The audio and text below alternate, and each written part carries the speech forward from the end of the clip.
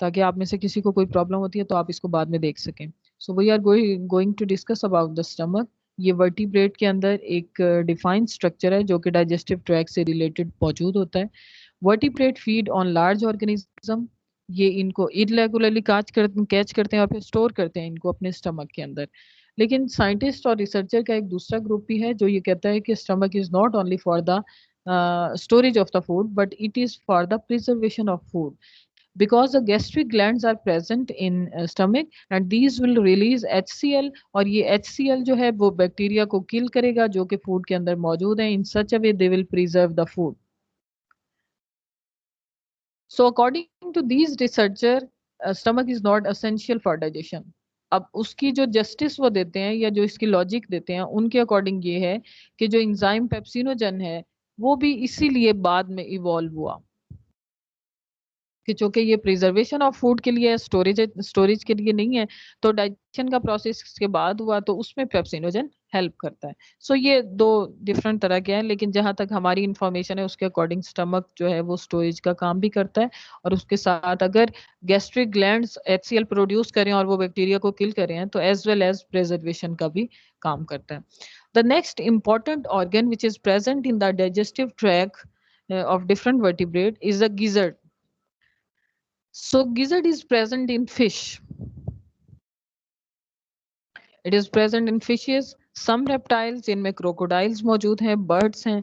They are used for the grinding of the food. अब grinding के reference से इसको हम देखते हैं तो वो कहते हैं कि sometime जो birds हैं वो swallow कर लेते हैं some small size stones. अब एक तरफ stones हैं, दूसरी तरफ food particles हैं, जब वो एक दूसरे के साथ mix होते हैं, a process of grinding will be take place in this region which is known as gizzard.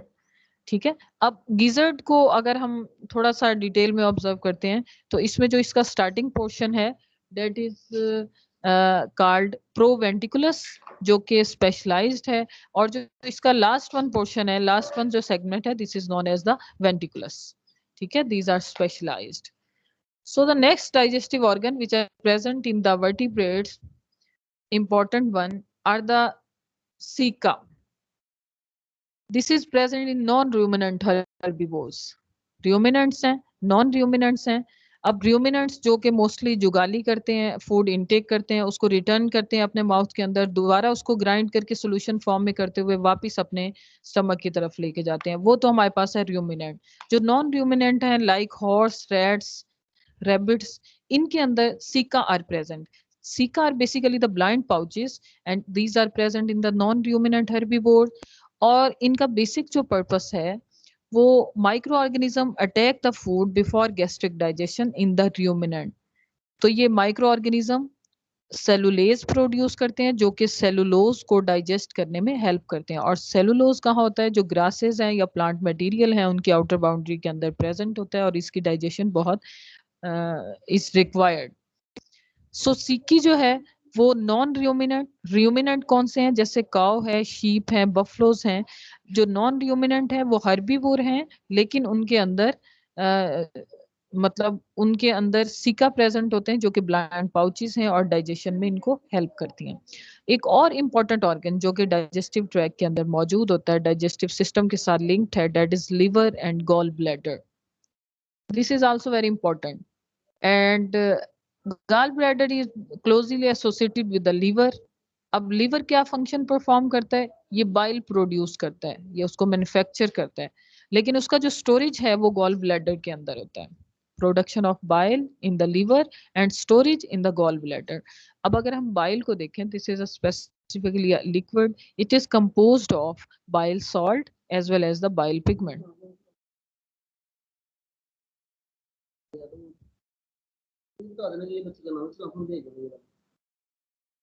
So bile salts play important role in the digestion of fats. अगर हम fats को specifically देखें, जी off your mics please. Bile जिसको manufacture कर रहा है liver, लेकिन वो स्टोर हो रही है गॉल ब्लैडर के अंदर। इसका अगर हम फंक्शन देखते हैं, ये कंपोजिशन देखते हैं, तो it is basically composed of bile salt as well as the bile pigment. अब बाइल सॉल्ट जो है वो स्पेसिफाइड है डाइजेशन ऑफ फैट्स के लिए, और जो बाइल पिगमेंट्स हैं ये कहाँ से प्रोड्यूस होते हैं? Basically these are produce by the phagocytosis of red blood cells. जब रेड ब्लड सेल की डाइजेशन होती है, और ये प्रोसेस होता है स्प्लीन के अंदर, लीवर के अंदर, या फिर रेड बोन मैरो के अंदर, जहां जहां ये रेड ब्लड सेल्स प्रेजेंट होते हैं वहां फेगोसाइटोसिस का प्रोसेस होता है। और इसकी ब्रेकडाउन से हीमोग्लोबिन मॉलिक्यूल जो है वो उसके बेसिक स्ट्रक्चर में आयरन प्रेजेंट होता है, तो वो आयरन जो है वो रिलीज होता है, और जो रिमेनिंग मॉलिक्यूल्स हैं वो पिगमेंट्स में कन्वर्ट हो जाते हैं, and these pigments are known as bile pigments. ये लिवर से एक्सट्रैक्ट होते हैं और सर्कुलेशन में एंटर हो जाते हैं। जी, बाइल पिगमेंट के बारे में आइडिया हो गया। Basically these are produce by the phagocytosis of red blood cells. और रेड ब्लड सेल की फेगोसाइटोसिस का प्रोसेस जो है वो लिवर में भी होता है, स्प्लीन में भी होता है, और बोन मैरो भी होता है। इसको ब्रेक डाउन करता है हीमोग्लोबिन मॉलिक्यूल को, और आयरन प्रोड्यूस होता है। अब ये जो आयरन है वो रिमेनिंग आयरन के अलावा जो रिमेनिंग मॉलिक्यूल्स हैं, जो पार्टिकल्स हैं, वो कन्वर्ट हो जाते हैं और सर्कुलेशन में शामिल हो जाते हैं, and these are basically the pigments. इनको हम कहते हैं bile pigments. Bilirubin red blood cell, biliverdin green bile जो कि प्रोड्यूस करते हैं, बाइलिरुबिन जो कि रेड बाइल। अब इसमें ऑक्सीजनेटेड होंगे, नॉन ऑक्सीजनेटेड होंगे। अगर ऑक्सीजनेटेड की फेगोसाइटोसिस होती है तो वो डेफिनेटली रेड बाइल प्रोड्यूस करेंगे, और अगर दूसरे की होती है नॉन ऑक्सीजनेटेड की तो वो ग्रीन बाइल प्रोड्यूस करती है। र्यूमिनेंट्स की बात की थी, तो र्यूमिनेंट्स जो कि जुगाली करते हैं ऑर्गेनिज्म, उनकी जो स्टमक है दिस इज वेरी स्पेशलाइज्ड, और उसके डिफरेंट पोर्शंस हैं, स्पेशलाइज्ड पोर्शन ऑफ स्टमक। तो इनको हम र्यूमिनेंट्स कहते हैं। These are basically the mammals जो कि chew curd and called the ruminant.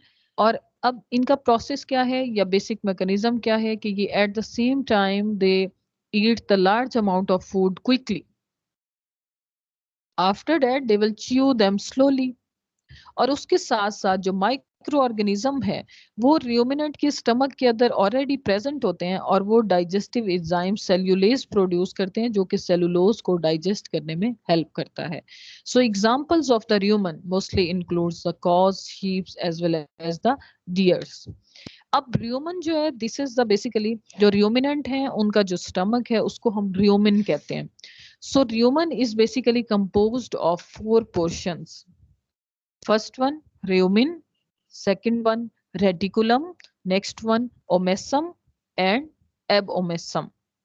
अच्छा जी, मैं डायग्राम में थोड़ा सा आपको शो करने लगी हूँ। ये जो एक डायग्राम मैंने यहाँ एंटर की हुई है, इसको इनलार्ज करते हैं और इसको साथ में मैं आपको एक्सप्लेन करती हूँ कि which one is the which portion. This is the esophagus. Right after the mouth, the esophagus will be present. Esophagus से food enter होगी इनकी body में। Esophagus भी इनका थोड़ा broad है because at the same time they take the greater amount of food in their body. तो ये esophagus से food enter हो जाएगी, और very next portion of stomach is rumen. This one is enlarge portion. मैं यहाँ cursor move करवा रही हूँ, तो अगर आपको ये नजर आ रहा है तो आपको आइडिया हो रहा है। ये बिकॉज 3D नहीं है तो आपको मैं सिर्फ नीचे वाले पोर्शन की बात कर रही हूँ, that is basically the rumen. This is the upper portion of stomach, और ये लार्ज एक्सपेंडेड है, and micro organism are mostly present here to digest the food and convert them into small pulpy solution या pulpy mess.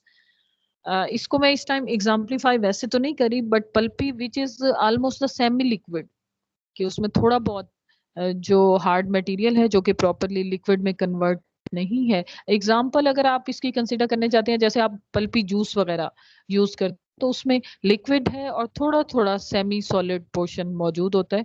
तो ये rumen के reason में जो micro organisms हैं वो इसको डाइजेस्ट करने के बाद फूड को इस लेवल तक पहुंचा देते हैं कि वो उसको पल्पी मैस की फॉर्म में जनरेट कर देते हैं। Right after that the reticulum is present. अब आपने इसको नीचे की तरफ से ही ले जाना है। ये र्यूमेन है और ये रेटिकुलम है, विच is the part of upper portion of stomach, ये इसी का पार्ट है। ये ओमेसम और एबोमेसम जो आपको नजर आ रही है ये फर्दर एक्सटेंशंस हैं, इनको मिक्स नहीं करना। अभी हम ये नीचे वाले पोर्शन की बात करें। So reticulum is the upper part, और यहाँ रीगर्जिगेशन का प्रोसेस होता है। Regurgitate mean to say reticulum से फूड जो है वो दोबारा एसोफेगस के थ्रू माउथ में जाएगी, और माउथ में उसको रीगर्जिगेट जुगाली के प्रोसेस के थ्रू वो दोबारा से लिक्विफाई होगी and it will enter back towards the body और टुवर्ड्स द स्टमक। रीस्वॉलो करना रेटिकुलम से। The next one is the omasum. ये थोड़ा सा एक्सटेंडेड पोर्शन है omasum, extended portion of stomach, या इसको हम लोअर स्टमक कहते हैं, lower portion of stomach. It consist of the small chamber. Food become liquid in this region. ये जो स्मॉल पोर्शन है ओमेसम का, in this reason the food become liquid. अब आपको पता है ह्यूमन में पल्पी हो जाता है, रेटिकुलम से रीगर्जिगेट करता है, माउथ से दोबारा रिटर्न होता है, और मेसम रीजन में आके ये लिक्विफाई हो जाता है। The next one is the abomasum. This is the true stomach. It is present behind the omasum. अब ओमेसम की पिछली साइड पे ये प्रेजेंट है, इसी को एक्चुअल स्टमक कहते हैं, because its glandular region secrete the digestive system, digestive enzymes। अब ह्यूमन में माइक्रो ऑर्गेनिज्म प्रेजेंट है जो कि उसको डाइजेस्ट करते हैं, और लार्जर वन फूड को स्मॉलर वन में करते हैं।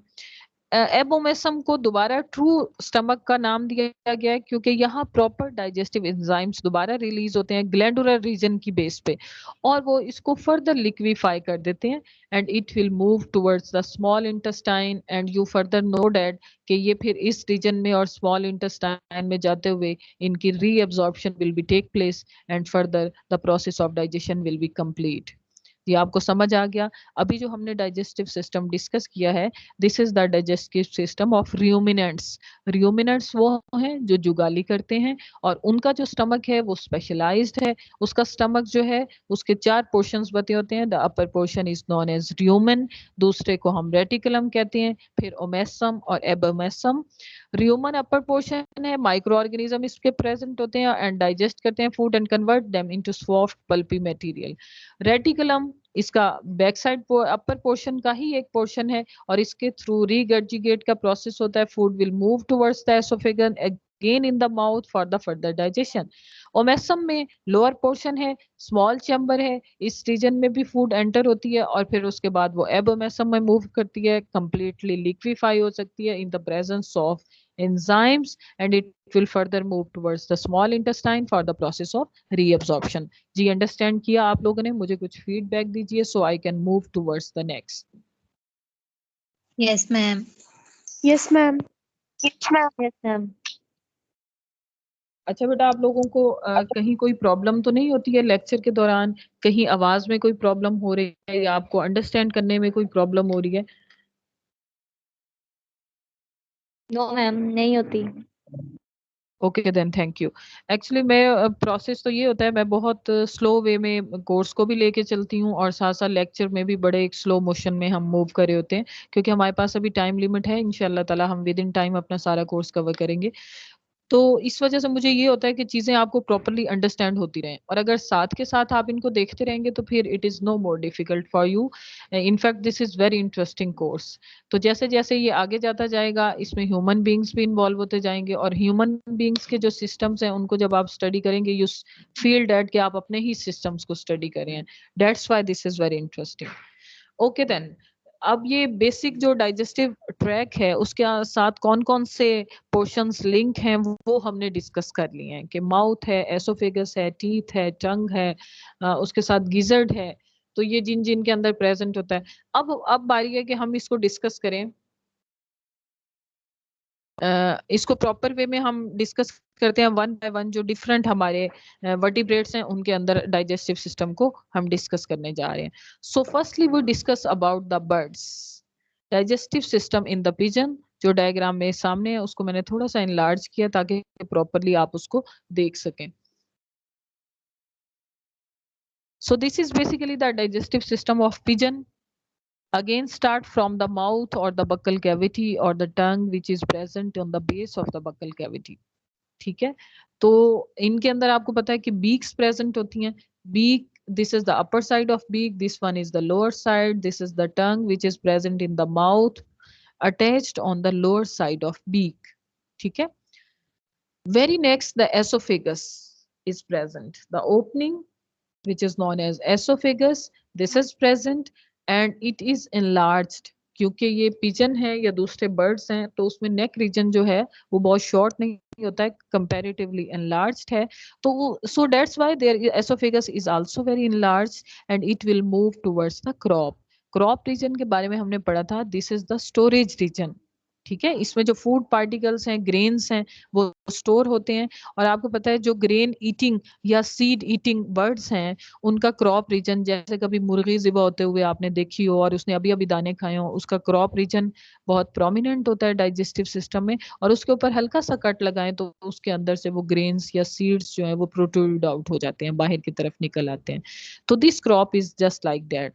The next one is the gizzard, जिसका मैंने आपको बताया था कि स्टार्टिंग पोर्शन बहुत स्पेशलाइज्ड है and this is known as proventriculus, और जो लोअर पोर्शन है गिजर्ड का that is also specialized and this is known as ventriculus.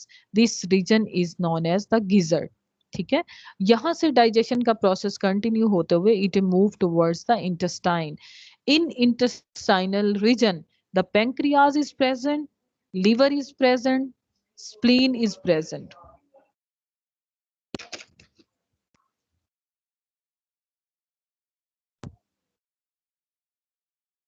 So liver, spleen as well as the, you can say, the pancreas is present. At the same time these are the bile ducts. जैसे मैंने आपको bile production के बारे में बताया था कि liver और स्प्लीन जो है वो बाइल प्रोड्यूस करती हैं और वो बाइल जो है that will be further entered in the through bile ducts into the small intestine. तो ये लिवर और स्प्लीन से जो बाइल प्रोड्यूस होती है वही बेसिकली एंटर होती है इसके अंदर, और ये हेल्प करती है जैसे कि फैट की डाइजेशन में बाइल सॉल्ट्स हेल्प करेंगे, बाइल पिगमेंट्स जो हैं वो बाकी सर्कुलेशन में एंटर होके बाइल विर्डन या बाइल र्यूबिन की फॉर्म में डाइजेशन के प्रोसेस को फर्दर कैरी ऑन करेंगे। पैंक्रियाटिक डक्ट्स जो हैं जो कि पैंक्रियाज प्रोड्यूस करती हैं and that will also enter in the small intestine. अब ये जो स्मॉल इंटेस्टाइन है, ये कर्सर मूव कर रहा है स्क्रीन के ऊपर, इस स्मॉल इंटेस्टाइन में further process of digestion will be complete और ये बिल्कुल लिक्विफाई हो जाता है, और यहाँ से ileum which is the portion of small intestine, इससे नीचे होता हुआ हम रेक्टल रीजन की तरफ जा रहे हैं। स्मॉल इंटेस्टाइन, ये रेक्टल रीजन, इस रीजन में आके ये सीका प्रेजेंट है। ठीक है, क्योंकि ये भी कुछ ग्रीन मटेरियल समटाइम इनगल्फ करते हैं, तो ये rectal caeca which are the blind pouches, these are present, और इनके थ्रू ये भी डाइजेशन में फर्दर हेल्प करते हैं। the positive material or beneficial nutrients will reabsorb in the body through this region जो कि small intestine है, और फिर इससे next move करते हुए जो waste material है वो इनके cloacal region की तरफ move करेगा। After the waste material moving from the rectum region, it will move towards the cloaca, and from cloacal aperture the waste material will release from the body. Have you understand the digestive system of birds, especially of pigeon?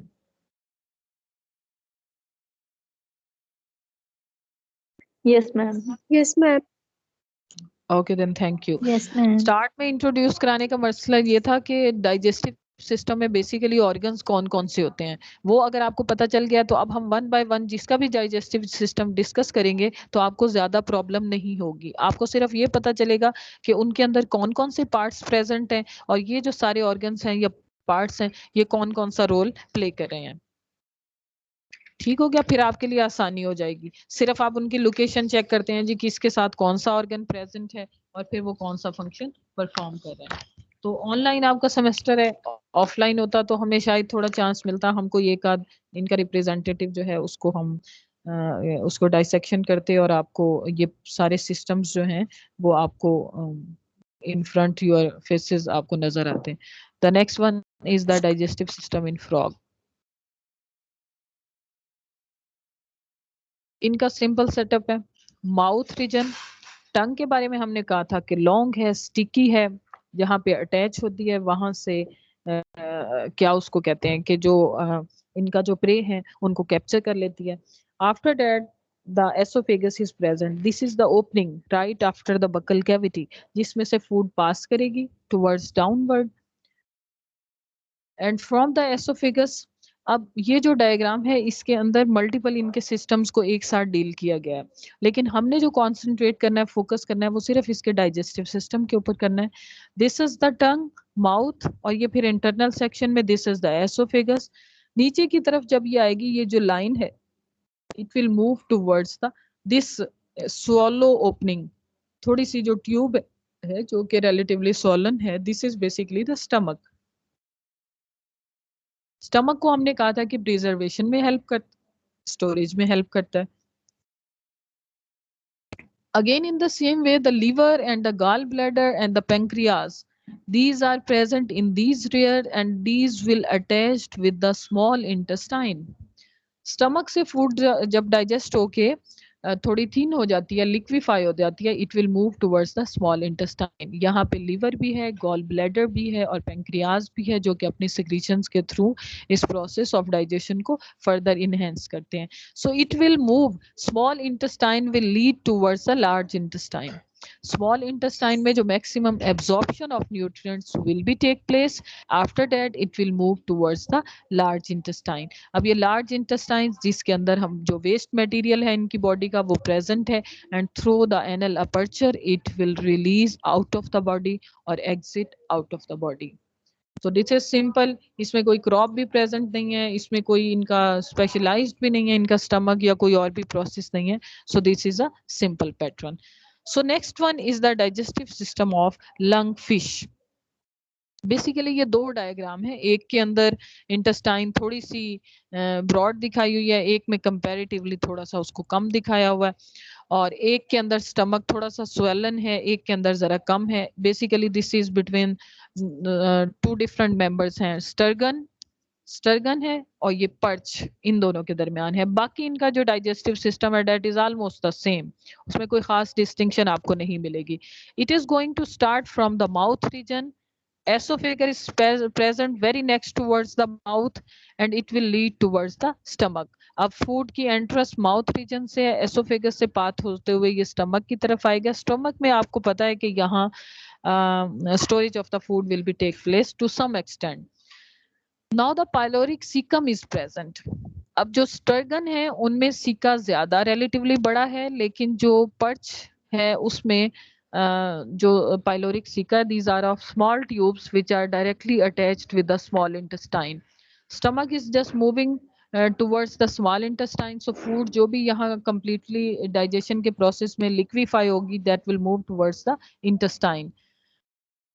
The absorption of the nutrients will be take place in this region. After that, the waste material will move towards the rectum. अब rectum region वो है जिसमें जितना waste material इनकी body से release होने वाला है वो यहाँ मौजूद होगा, और from the anal region it will exit throughout the body. ठीक है, these basically have the tube-like digestive tract. The next one, digestive system in ruminants. मैंने आपको ऑलरेडी डिटेल में इनका जो स्टमक है उसकी स्पेशलाइजेशन को मैंने आपको वो किस तरह से स्पेसिफिक है या स्पेशलाइज्ड है उसको मैंने ऑलरेडी डिस्कस किया है कि इसके अंदर रूमेन है विच is the upper portion of the stomach. It will lead towards the reticulum, वो पाउच है और वो भी अपर पोर्शन का एक हिस्सा है, from where the food will in back flow towards the mouth regurgitation के प्रोसेस के लिए. And it will come back and move towards the upper portion जिसको हम ओमेसम कहते हैं. ओमेसम से move करते हुए जो liquefied food है that will move towards the abomesum and it is directly attached with the small intestine. Small intestine is directly attached with the large intestine. अब यहाँ पे साथ में bladder attached है in which the waste will be present for the release through the body, और pelvic bone के बिल्कुल back side से the waste material will release from the body. ये डायग्राम जो मैंने आपको शो की हुई है इसमें इसका complete digestive system like mouth, oesophagus, after that the rumen, reticulum, omasum, abomasum, small intestine, large intestine and it will release from it. अब जो मैंने आपसे कहा था कि non ruminant, in which the rumen is not present, तो उनमें सीकी ज्यादा, सीकम या सीकी जो हैं, these are more developed. If we consider the digestive system of rabbit, these are basically teeth are present in the buccal cavity that will help to grind the food into from smaller one portion towards the larger one to smaller one. ये इनको छोटे pieces में convert करेगा. It is further attached with the esophagus and move towards the stomach. यहाँ पे stomach के साथ इनके again pancreas are attached. It will lead towards the small intestine. Cecum present है, which is going to help in the absorption, further digestion, and it will lead towards the large intestine. यहाँ से waste material anesthesion में आएगा and release from the body. This is about the ruminants, non-ruminants, birds, amphibians, and fishes. Hopefully you understand it. If there is any kind of issue, you may ask.